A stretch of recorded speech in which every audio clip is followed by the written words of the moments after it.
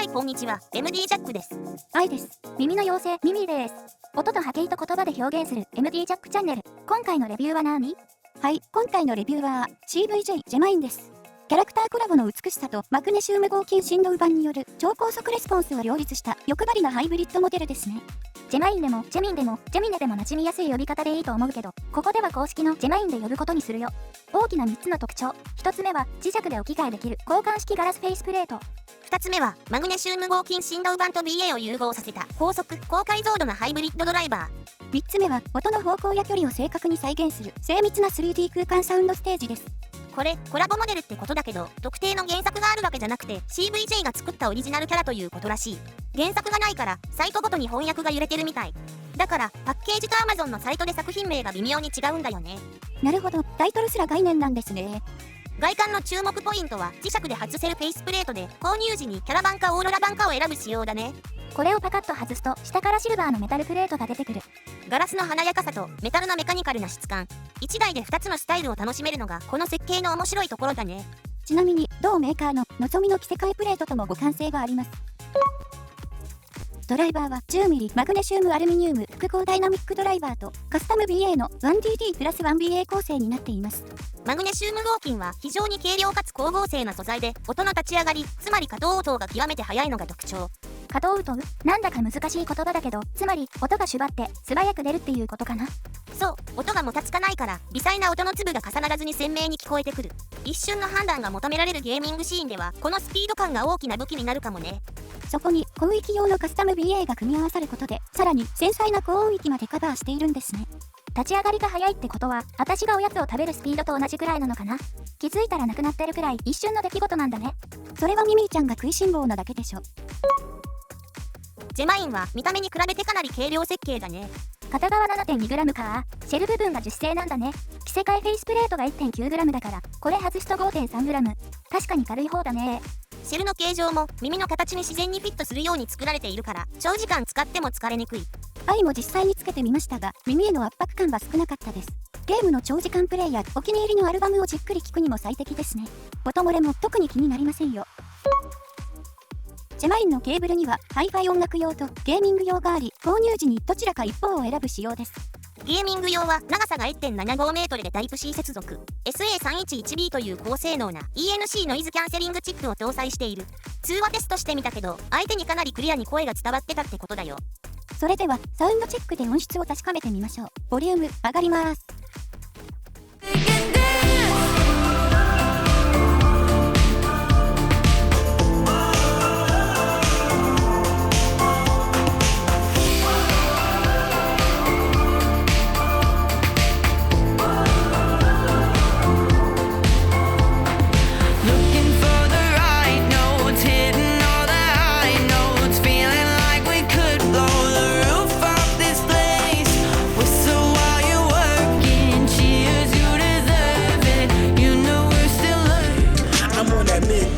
When I'm hitting my stride, clock ticking, never missing, no reason to hide. City passing while I'm moving, and I'm taking it in. Hitting every door, crashing, and I'm wearing a grin. Through those alleyways, tucking, navigating awake. Every package is a hustle, I'm wide and awake. No slowing, improving, making these kicks moving. Thrill with the take, ooh, with the thrill I create. Demons are playing, no overstand, I'm free in my zone. Drop hit, pick it up, lose full control.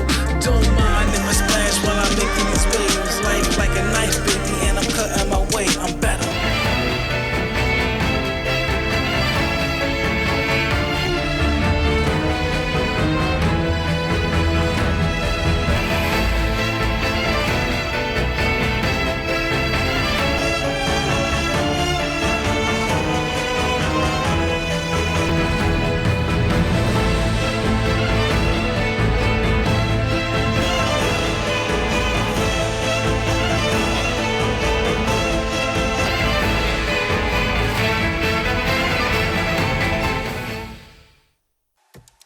はい、サウンドチェックでした。今回はドライバー構成にはこだわらず、ゲーミングモデルを重視して比較モデルを選んだんですよね。まず KZ のファントム。ゼニス系のダイナミックドライバーを1機搭載したモデルで、収録音を聞いてもわかる通り、中高域から高域にかけてが綺麗。今回の比較の中では一番明るいサウンドだったね。そうだね。でも低域はジェマインほどではなかったよ。そう、ファントムはチューニングスイッチでご覧の通り低域マックスに設定してもジェマインほどではなかった。より明るい音が好きならファントム、低域と厚みが欲しいならジェマインという選択になるかな。続いては KB イヤーのヴィーナスです。微ケーブル負荷の USB Type-C 専用モデルというちょっと珍しい仕様で WiiU と LCP の複合振動板を採用したダイナミックドライバー1機の構成ですね。ヴィーナスは中高域の盛り方が特徴的でジェマインと似たカーブだけど盛り具合はジェマイン以上だね。その分中域から下をかなり絞っているからかなりスッキリした印象を受けるはずだよ。3000円台とお手頃価格。音のバランスはジェマインとは対照的だね。こうして比較してみるとジェマインは今回の中で一番低域寄りなバランスでややウォームな傾向にあることがはっきりしましたね。次はイヤーチップの比較です。EPG-P40 のレビューでも紹介した EPG-M100 も測定に追加していて6から7キロあたりの帯域がよく絞られる特性ですね。他の部分は重なっていて大きな差は見られませんが広域の刺さりを抑えたい時にはいいかもしれません。枠内の2種は3から4キロあたりが少し持ち上がるのが共通点かな。ファイナル E タイプのこのあたりがぐっと絞られるのも特徴と言える。ジェマインの広域をイヤーチップで調整するなら4から6キロの絞り込みが一番少ない TAPB が妥当な選択肢になるかな。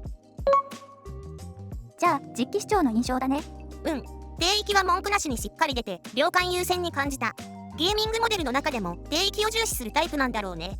どっしりしていてフロアタムの迫力も申し分ないし低中域までよく出ているからここの再現性も高い。ここの2つの山でボーカルもしっかり出てきて厚みを感じる。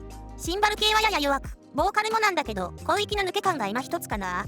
先日レビューしたのぞみと比較するとこの通りチューニングの傾向は似ていますがジェマインの方が低域が強く広域が控えめなんですね。マッチ EQ を使ってのぞみの波形をシミュレートするのは簡単だけどシンプルに2箇所だけにポイントを絞って EQ 調整したんだね。そう、これでのぞみにかなり似た抜け感が得られたよ。低域を少し抑えるだけで十分だと感じる人も多いんじゃないかと思う。そういえばゲーミング用の USB Type-C ケーブルを使うと長感上の印象はこっちの方がキレも抜けも良かったよね。測定上の波形は通常のケーブルとほぼ変わらないしむしろ10キロ以上は減衰傾向なんだけどね。やっぱりプラグ部分に入っている DAC チップの影響でしょうね。そうだね、よりクリアな質感だったよ。ブームマイクは見た目でちょっと敬遠してたけど使ってみると案外良かったんでこれから積極的に使ってみようと思う。 CVJ からはブームマイク付きの Type-C ケーブルが単体で2種類出ているので概要欄にリンク貼っておきますね。精密に設計された閉鎖型のアコースティックチャンバーが正確な音の配置を生み出してると書いてあったけど確かに空間は広いなぁと思った。空間が広いと聞いてて気持ちがいいですしゲームなら音の方向や距離感がつかみやすいですよね。予算に余裕があるならのぞみを買ってさらにオプションのブームマイク付きケーブルを買い足すという手もある。でも合計で1万7000円ぐらいになっちゃうんだよね。それに比べるとジェマインはブームマイク付きのゲーミング版でも約7000円とのぞみの半分以下の価格で手に入ります。ドライバー構成や筐体の材質付属品の豪華さなど価格差相応の違いはあるけどこういう傾向の音質が好みな人なら満足度は高いと思うよ。確かにジェマインはコストパフォーマンスに優れた実力派のモデルなんですね。はい、ということで CVJ ジェマインのレビューでした。じゃあまた次の動画で会おうね。バイバイ。